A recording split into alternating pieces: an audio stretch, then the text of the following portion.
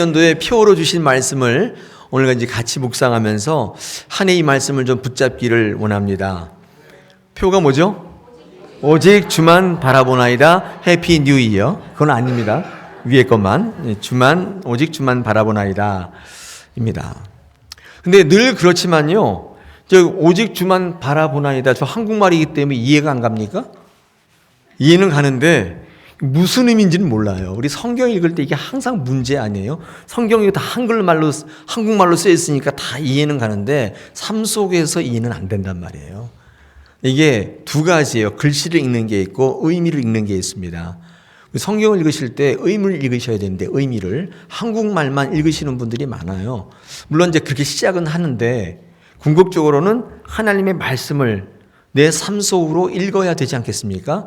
오직 주님만, 오직 주만 바라보나이다. 저게 도대체 어떤 말이에요? 한국말로는 이해되는데 삶으로는 이해가 안 간단 말이죠. 오늘 이 주시는 말씀 여호사밧이라고 하는 왕의 고백입니다. 이 고백을 우리 한번 같이 묵상하시면서 그 능력을 우리 2019년도 이어가기를 원합니다. 할렐루야. 여러분, 여호사밧이라고 하는 왕은 남유다의 왕이었습니다. 근데 아마 이 고백을 할 때 인생의 위기가 찾아왔는데 오늘 20장 1절에 보니까 모압, 암몬, 마온 이런 사람들이 연합해가지고 이 남유다를 쳐들어온 모양이에요. 한 나라만 와도 힘들었는데 이 세 민족이 족속이 연합해서 쳐들어오니까 여호사밧이 어찌할 줄을 몰랐던 것 같아요. 인생의 위기가 찾아온 거죠. 속수무책이에요. 그냥 한꺼번에 몰려오니까 이제 이게 하늘이 노래진 겁니다. 아득해지는 느낌. 당해보셨습니까? 그죠? 안 당해보셨죠? 저는 시험 칠 때 시간이 얼마 안 남았다는 것을 알 때 있잖아요. 근데 답을 하나도 안 옮겼어요. 그때 처음으로 하늘이 노랗다는 걸 알았어요. 네. 그렇죠? 네. 여기 지금 하늘이 노래진 걸 지금 나누고 있습니다. 네. 제가요, 이게 시험지를 이렇게 막 풀었는데 5분밖에 안 남았는데 답을 하나도 안 옮긴 거예요. 제가 뭐에 쓰였었나 봐요. 눈이 완전히 멀었나 봐요. 근데 감독관이 5분 남았다는 말을 딱 듣고 나는데 갑자기 하늘이 노래. 그런 경험 해보셨어요? 이 인생의 위기가 딱 온 거죠. 속수무책, 아득해지는 느낌입니다. 여러분, 원래 고난이라는 게 특징이 있는데 파도처럼 몰려옵니다. 이게 하나씩 오는 게 아니라 그냥 덤탱이로 와요. 떼거지로 몰려와요. 여러분, 이런 고난 받으면 몰려오면 속수무책이에요. 감당할 수가 없어요. 아무것도 할 게 없어요. 이때 어떻게 해야 되는가? 이때 할 수 있는 게 아무것도 없다고 말씀드렸는데 할 수 있는 게 하나 있습니다. 그게 뭔지 아세요? 보는 거, 바라보는 걸 할 수 있어요. 눈 달렸으니까 이렇게 보는 걸 할 수 있어요. 보는 거는 할 수 있습니다. 바라보는 거. 여러분, 바라보시길 바랍니다. 네, 하나님을 바라보셔야 되는데, 여러분, 이 민수기 21장에 가보시면 8절에 보니까, 거기 보니까 오늘 이제 보다시피 거기에 이스라엘 백성들이 광야로 나올 때에 광야를 지나가는데 아마 불뱀이라고 되어 있는데 불뱀이 아마 독사인 것 같아요. 전갈이랄지 광야에 사는 맹독을 가진 어떤 뱀이나 전갈에게 아마 물린 모양이에요. 여러분, 광야에서 뭐 병원이 있습니까? 뭐 앰뷸런스가 있습니까? 뭐가 있습니까? 119 하면 옵니까? 그러니까 속수무책이에요. 근데 한 사람도 아니고 많은 사람들이 이렇게 떼거지로 물렸는데 다 죽어가고 있단 말이죠. 할 수 있는 게 아무것도 없었어요. 이 모세가 이 문제를 놓고 기도했단 말이죠. 그때 하나님께서 처방을 내셨는데 그 처방이 뭐냐면 이런 긴 장대에다가 노수로 뱀을 만들어서 이렇게 꼬여가지고 딱 세우라고 하시고 뭐라고 했어요? 그죠? 봐라, 보라. 그죠? 맨 밑에 뱀에게 물린 자가 노뱀을 쳐다본즉 모두 살더라. 봐라, 보라. 그것을 보면 살리라. 보라고 말씀하셨습니다. 여러분, 이 엄청난 현실 앞에 왜 하나님은 저런 주문을 하셨어요? 왜 바라보라고 하셨어요? 이유가 뭘까요? 여러분, 바라보는 게 아무것도 아닌 것처럼 보이지만 그게 능력이기 때문에 그렇습니다. 바라보는 게 사는 길이었어요. 그래서 바라보라고 하는 거예요. 우리의 육체적인 고난이나 우리의 영적인 방황은 주님을 바라볼 때 끝납니다. 바라보실 때 끝나는 거예요. 여러분, 그래서 바라보는 것은요, 성도의 능력이에요. 그렇지 않습니까? 바라볼 수 있는 사람이 능력자예요. 이런 부부의 위기가 언제 찾아오냐면 서로 바라보는 것이 희미해질 때, 그때 위기가 찾아가요. 서로 부부 안 보고 딴 거 보기 시작할 때부터 부부의 위기는 찾아오는 것입니다. 바라보면요, 이 영적인 무기력증이 사라져요. 부부가 늘 바라볼 때 인고 부부가 되지 않습니까? 뭐 무력감, 무슨 우울증 이런 거 없잖아요. 근데 부부들에게 우울증이 오는 거는 서로 바라보는 게 희미해질 때예요. 신앙도 마찬가지입니다. 하나님 바라보기 시작하면 무기력증이 없어져요. 늘 활력이 넘쳐요. 그러므로 우리 신앙 가운데 하나님을 바라보지 못하게 만드는 것들을 없애는 과정이 신앙이에요. 그렇지 않습니까? 근데 여러분 신앙생활 해보셔서 아시겠지만 바라보는 것은요, 여러분의 의지와 결단으로 되는 게 아니라 성령께서 하신다는 사실을 우리는 알고 있습니다. 왜냐하면 성령은요, 조명하시는 영이에요. 성령이 우리에게 일어나시기 시작하면 눈이 밝혀지고 조명이 돼요. 그래서 아무것도 모르는 한국말인데 이해하는데 삶에서 이해 안 가던 말들이 읽으면 성령이 조명해 주시면 삶에서 이해가 되기 시작해요. 내 말씀이 되기 시작하는 거예요. 왜냐하면 성령은 밝히시는 영이에요. 성령이 조명하심이 있으면 우리는 볼 수 있게 되는 것입니다. 교회 봉사 열심히 하셨어요. 그리고 교회 헌신도 많이 하셨어요. 그런데 어느 날 갑자기 교회를 떠나요. 제가 봐도 아무런 문제 없어요. 특별한 문제가 없는데 왜 저분이 왜 그러실까? 가만히 보니까 고백은 있는데 성령의 임재가 없는 거예요.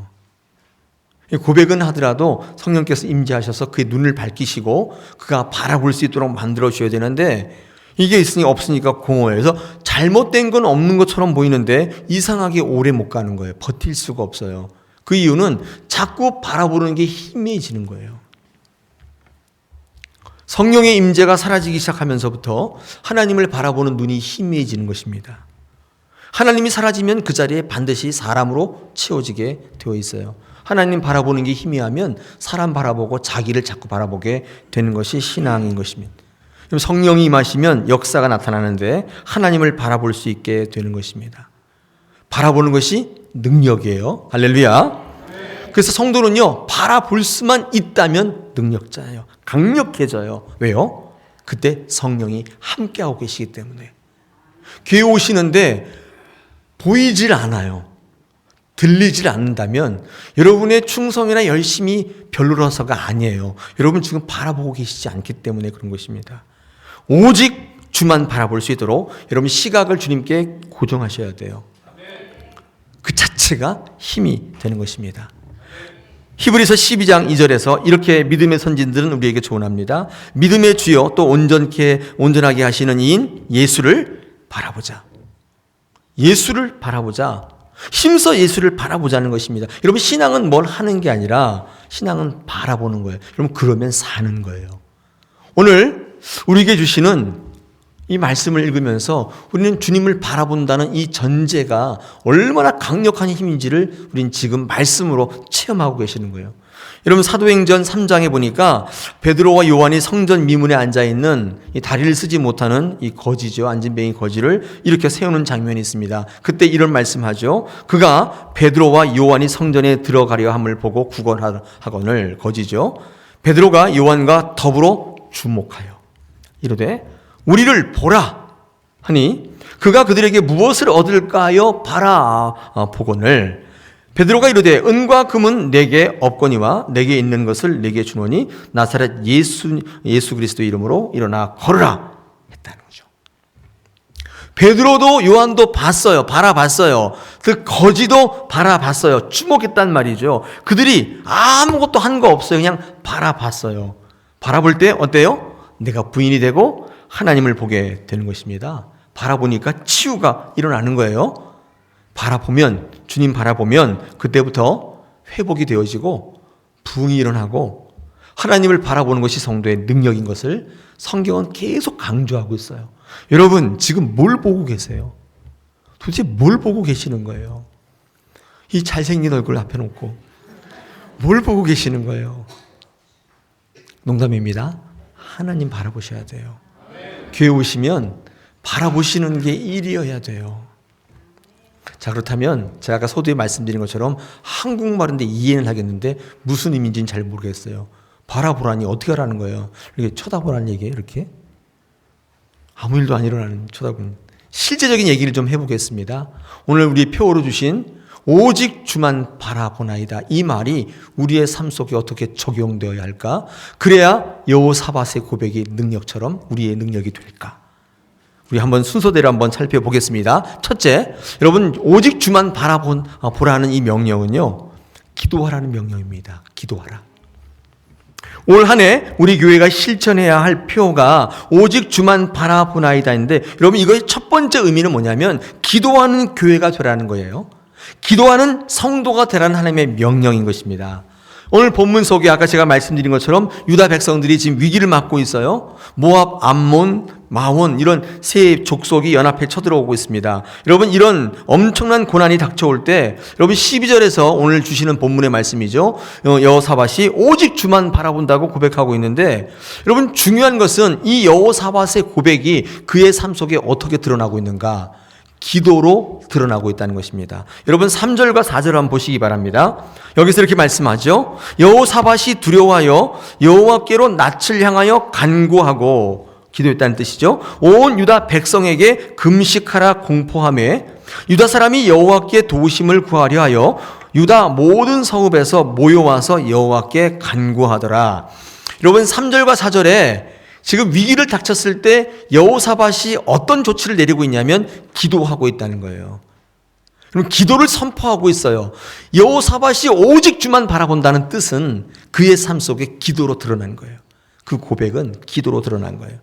이렇게 쳐다보는 게 아니라 기도로 드러났어요. 그게 문자적 의미가 아니라 이 삶의 의미예요. 주님께서 우리에게 명령하신 실제 의미예요. 기도하라. 여러분 어떤 사람이 주님을 바라보는 사람인가? 두 말 할 거 없이 기도하는 사람인 거예요. 어떤 교회가 주님을 바라보는 교회인가? 두 말 할 필요 없어요. 기도하는 교회인 거예요. 그게 주님을 바라보는 거예요. 주님을 바라보라고 그랬더니 이거 어떻게 하는지 잘 모르시는 분들이 있어요. 여러분 주님은요 교회를 어떻게 정의하셨느냐 보십시오. 마태복음 21장 13절에서 그들에게 이르시되 기록된 바 내 집은 기도하는 집이다. 무슨 집이라고요? 기도하는 집. 그게 교회예요. 교회입니다. 제가 올 한 해 이 표를 정했는데 여러분에게 이 첫 번째 의미, 기도하는 게 주만 바라보는 것이다, 이 정의를 다시 내어드리면서 한 가지 제안하겠습니다. 우리 교회 분들이 한번 실천해 볼 수 있는 진짜 의미. 여러분 어떤 일이든지 교회에 오시게 되면 이 본당에 올라오셔서 먼저 기도하시면 어떨까요? 문을 열어놓겠습니다. 1년 내내.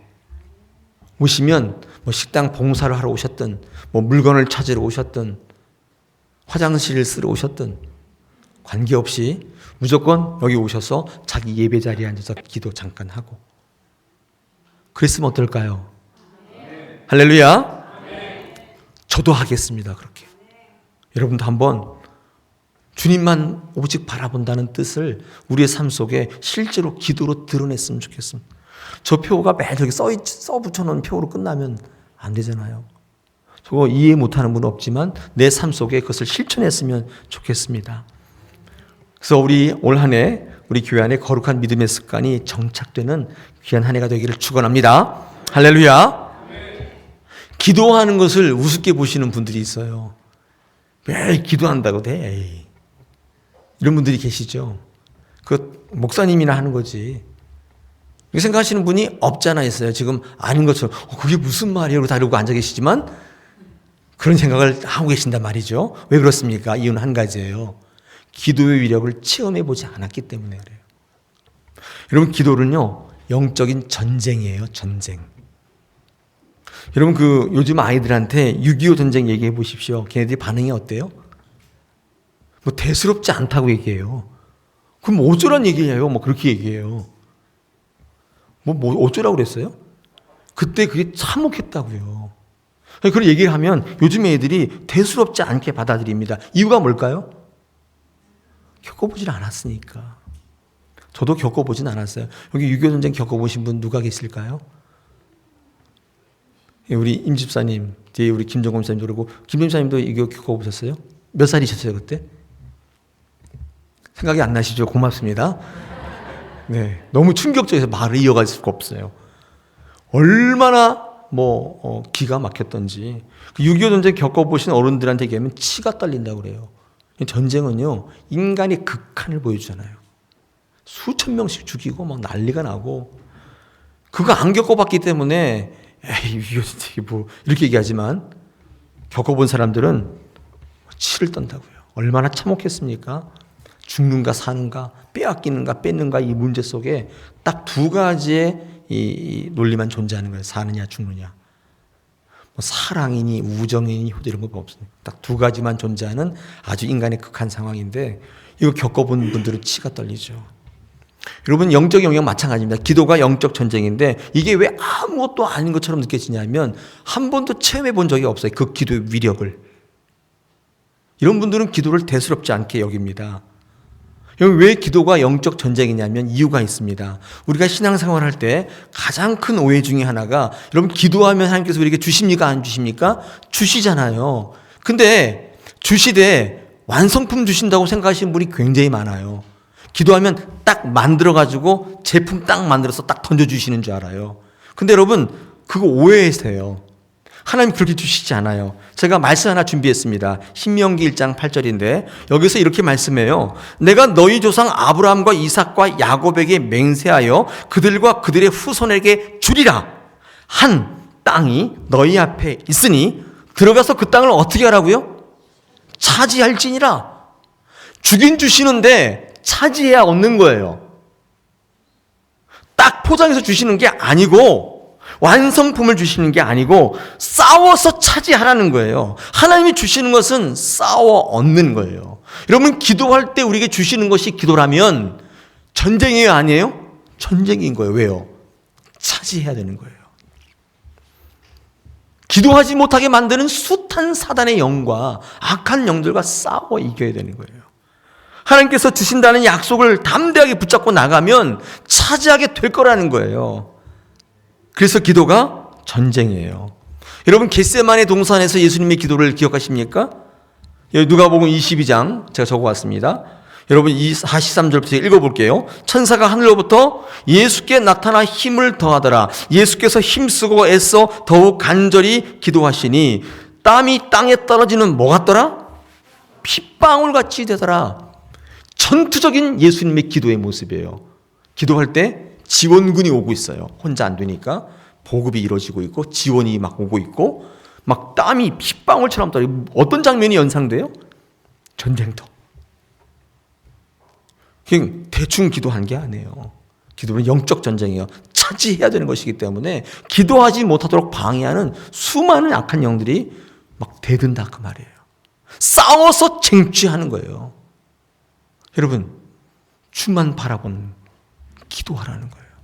기도가 우스운 게 아니에요. 여러분, 우리 인생의 문제는 거의 대동소이합니다. 인간도 거의 비슷해요. 특별한 인간이 있는 게 아닙니다. 정도의 차이는 있지만 모두 스트레스 속에 살아가고요. 돈도 없어요. 되는 일도 없고 관계도 깨지고 환경도 어렵고 그러다 보니 감정도 상하고 감정 상하니까 화나고 짜증나요. 저도 그래요. 제가 얼굴 읽고 있으니까 저는 아닌 것처럼 보이시지만 저도 그래요.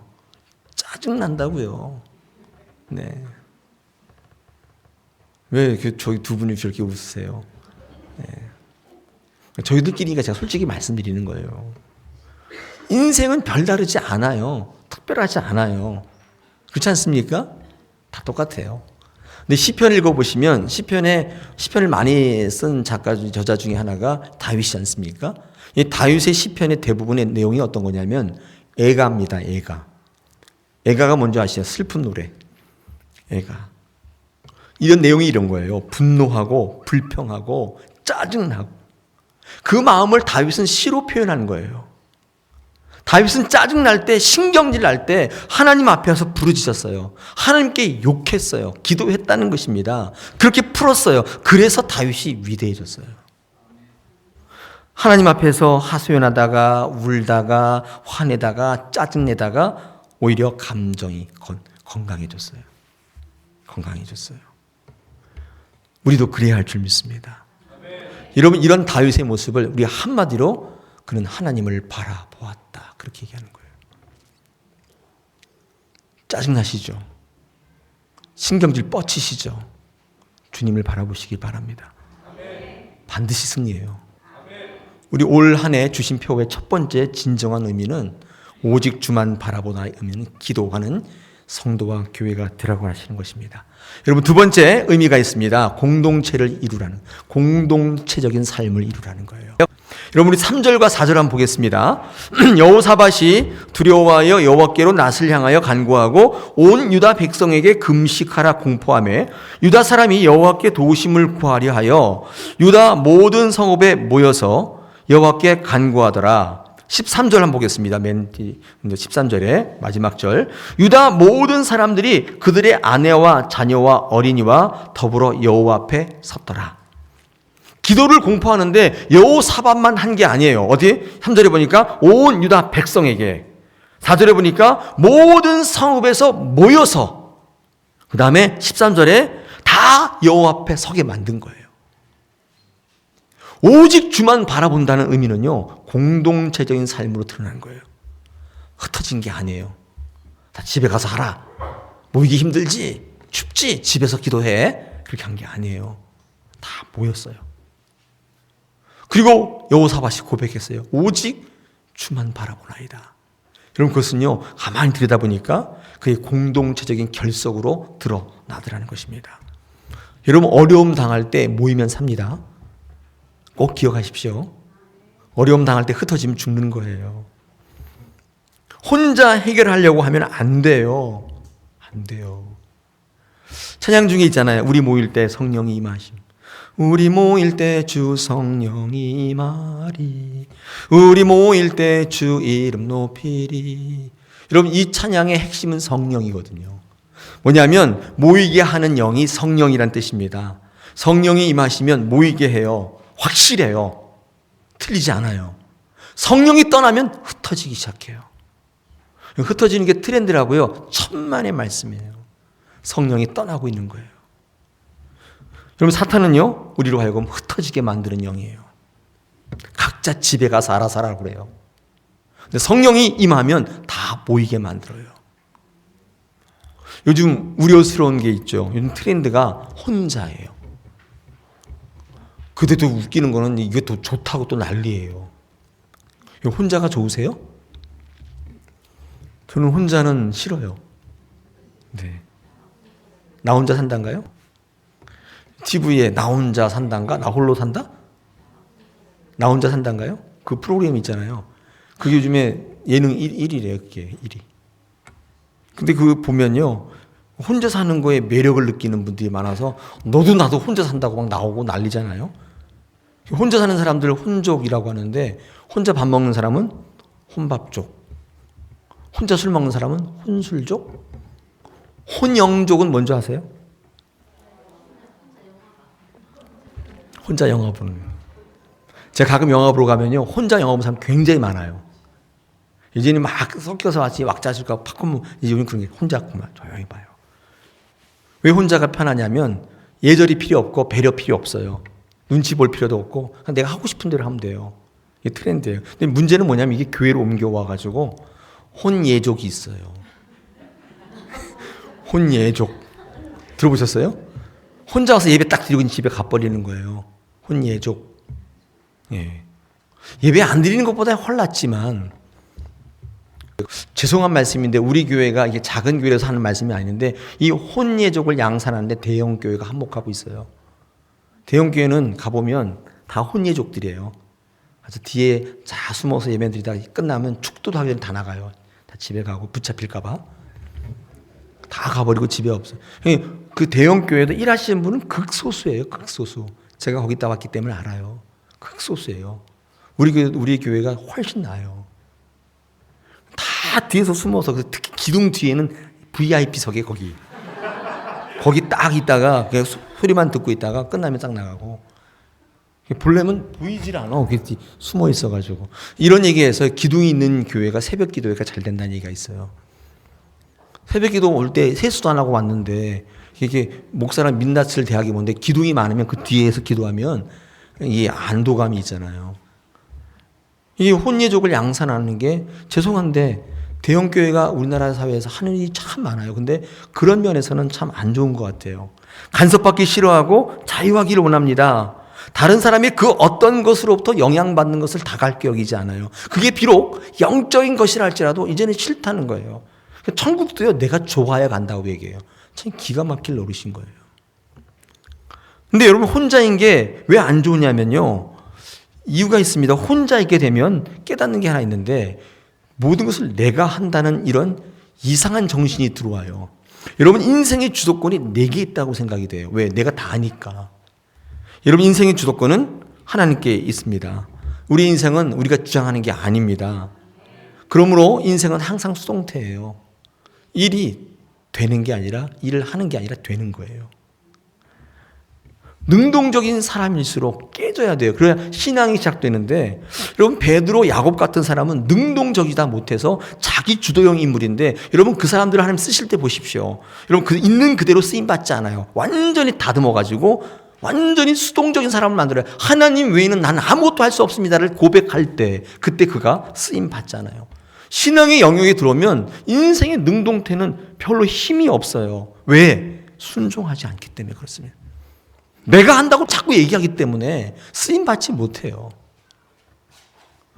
교회 오시면 자꾸 주체적, 자주적인 것을 자꾸 주장하시는 분이 있는데, 물론 굉장히 훌륭해 보이시긴 한데 신앙적이지는 않는 것입니다. 내가 하려고 하기 때문에. 요 며칠 전에 같이 나눴던 말씀인데, 사도행전 16장을 보면 사도 바울의 선교의 방향을 결정하는 본문이 나와요. 이 사도 바울은 아시아 쪽으로 원래 가려고 했어요. 아시아가 동남아시아 아닙니다. 태국, 싱가포르 거기 아니라 이 터키 북서쪽이죠. 북동쪽, 그쪽이 아시아 쪽에 무시아라고 하는데 그쪽으로 원래 가려고 했었어요. 근데 성령께서 사도 바울 어디로 가라고 막으십니까? 유럽, 마게도니아 쪽으로 정반대로 인도하셨어요. 근데 사도 바울은 그 성령의 막으심을 보고도 계속 아시아행을 고집합니다. 이거 보십시오. 사도행전 16장 6절을 한번 보시면, 성령이 아시아에서 말씀을 전하지 못하게 하시거늘 그들이 부르기아와 갈라디아 땅으로 탔다 그러는데, 여러분, 부르기아와 갈라디아 땅은 여전히 아시아 땅이라고요. 성령이 막는데도 불구하고 계속 글로 가려고 그래서 이유가 뭐냐면 5절에 나타나 있습니다. 이에 여러 교회가 믿음이 더 굳건해지고 수가 날마다 늘어났기 때문에, 아시아에서 한번 해보니까 목회가 잘 되는 거예요. 사람이 자꾸 모이고 교회가 커지는 거예요. 믿는 사람도 많아지는 거예요. 옳다구나, 여기가 하나님 원하시는 뜻이구나 생각했는데 하나님이 막으시는 거예요. 자꾸 거기로 가려니까 자꾸 막으세요. 그래서 사도 바울이 어디로 갔어요? 이 마게도니아 쪽으로 방향을 튼 겁니다. 우리는 여기서 알 수 있는 게 있어요. 하나님은요, 목회의 성공, 선교의 열매보다도 순종을 원하시는 거예요. 그런 거 원하지 않으세요. 교회가 커지고 사람이 많은 거. 하나님이 하시고자 하면 금방 하시는데, 중요한 게 뭐냐면 그 교회가, 그 목회자가, 성도가 하나님의 말씀을 바라보고 들을 수 있어야 되고 그것으로 갈 수 있어야 돼요. 그게 하나님이 원하시는 거예요. 열매 중요하죠. 근데 하나님의 뜻에 반하는 열매가 무슨 소용이 있어요? 성도 많아지는 것도 중요하죠. 하나님 원치 않는 수적인 부흥이 뭐가 소용이 있어요? 그렇지 않습니까?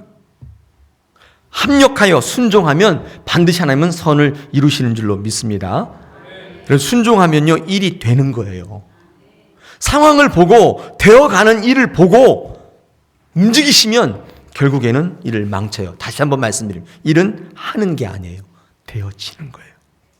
분명히 하나님께서는 오늘 주시는 표를 통해 우리 다사랑교회 모이라고 말씀하십니다. 순종하라고 말씀하시는 거예요. 공동체적인 삶을 살아가는 한 해가 되라고 우리에게 말씀합니다. 그런 교회 되기를 축원합니다. 오직 주만 바라보나이다. 세 번째, 이 오직 주만 바라보나이다의 말의 세 번째 의미적인 뜻은 약속의 말씀을 붙들라는 또 다른 표현입니다. 여러분, 이게 주의 말씀을 기억하고 그것을 붙드는 것으로 이 여호사밧의 삶에 이 고백이 나타난 것입니다. 여러분, 이게 여호사밧이 하나님의 말씀을 붙들 때 나타나는 전제 조건이 있어요. 아무나 하나님의 약속의 말씀을 붙드는 게 아니에요. 이 전제 조건이 뭐냐면 6절 보십시오. 6절에 여호사밧이 고백하는데 이렇게 고백하죠. 주는 하늘에서 하나님이 아니시니까. 그렇죠? 보니까 이방 나라들 다 다스리는 분이 아닙니까? 주의 손에 권세와 능력이 있지 않습니까? 능히 주와 맞설 사람이 없습니다. 인간의 한계를 완전히 드러내고 인정하는 거, 이게 되게 중요한 전제예요. 12절 보십시오. 12절에 이 큰 무리를 우리가 대적할 능력이 없다는 거예요. 난 능력이 없는 무능력자라는 거예요. 무익한 종이라는 거예요. 어떻게 할 줄도 모른다는 거예요. 방법조차도 모른다는 거예요. 이 전제가 있어야 돼요. 이거 없으면 하나님 바라보기는 어려워요. 먼저 내 자신의 무력함 철저히 인정하시고 내가 붙들고 있는 대안들 다 내려놔야 돼요. 이 말은요, 오직 주만 바라본다는 말은 이 말과 동일한 거예요. 주님을 바라본다는 것은 다른 게 아니라 내 것을 내려놓는 것 동의어예요. 내 것 계속 붙들고 있으면 절대로 바라봐지지 않아요. 알고 계시잖아요. 저도 알고 있어요. 끝까지 내가 옳다고 하면 주님은 눈에 안 들어와요.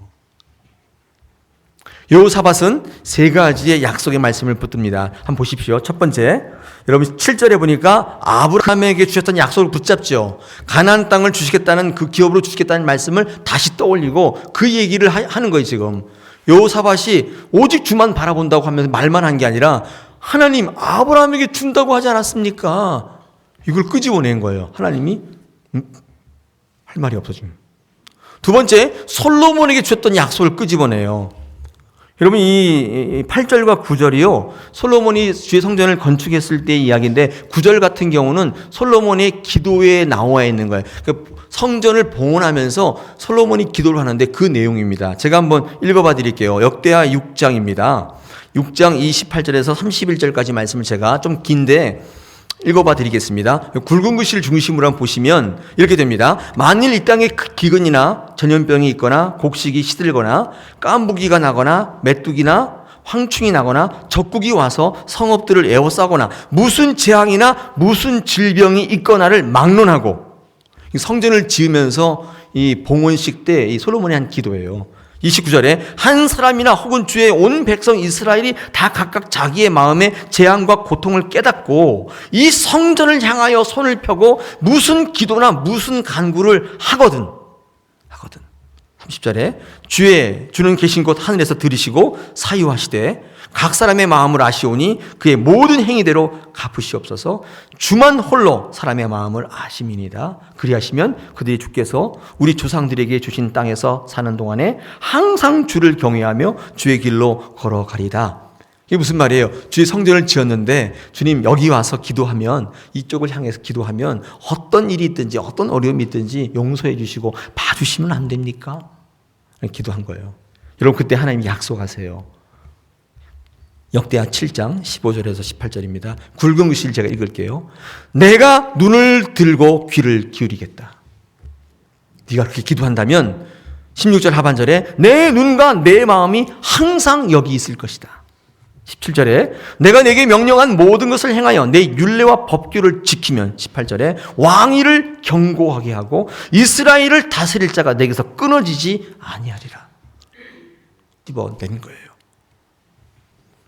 놀라운 것은요, 여호사밧이 이 약속을 끄집어낸 거예요. 위기에 직면해 있는데 이 약속의 말씀을 붙들어 버린 거예요. 여호사밧은 보다시피 능력도 없고 방법도 모르고 경험도 없고 군대 숫자도 많지 않고 리더십도 없고 더욱 중요한 것은 자신감도 없어 보여요. 근데 무능력자인데 이 여호사밧의 능력은 하나님의 말씀을 끄집어내는 능력이 있었어요. 약속을 기억하고 있었어요. 이게 무지한 능력이에요. 성도의 능력이에요.